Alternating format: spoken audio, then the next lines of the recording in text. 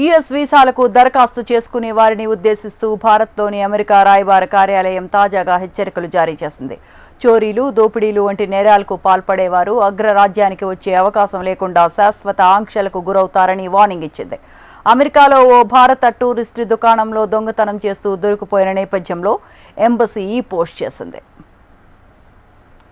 భారత్కు చెందిన ఓ పర్యాటకురాలు ఇల్లినాయిస్ స్టోర్లో చోరీ చేస్తూ దొరికిపోయింది. స్థానికంగా ఉన్న టార్గెట్ రిటైల్ స్టోర్కు వెళ్లిన ఆమె దాదాపు 7 గంటల పాటు అక్కడే తిరుగుతూ కనిపించింది. అనుమానం వచ్చిన సిబ్బంది పోలీసులకు సమాచారం ఇచ్చారు. వారు వచ్చేలోపు ఆమె వెనుక వైపు ఉన్న గేట్ నుంచి బయటకు వెళ్లేందుకు ప్రయత్నించింది. కానీ పోలీసులు అప్పటికే అక్కడికి చేరుకొని ఆమెను పట్టుకున్నారు. దాదాపు $1,300 విలువైన అంటే సుమారు ₹1,11,000 వస్తువులను ఆమె స్టోర్ నుంచి చోరీ చేసేందుకు యత్నించింది. ఆమెను అరెస్ట్ చేసిన దృశ్యాలు సామాజిక మాధ్యమాల్లో వైరల్గా మారాయి. ఆ పర్యాటకురాలిపై కేసు నమోదు చేసిన పోలీసులు దర్యాప్తు చేపట్టారు. ఈ మధ్య ఈ తరహా ఘటనలు తరచూ జరుగుతూ ఉన్నాయి.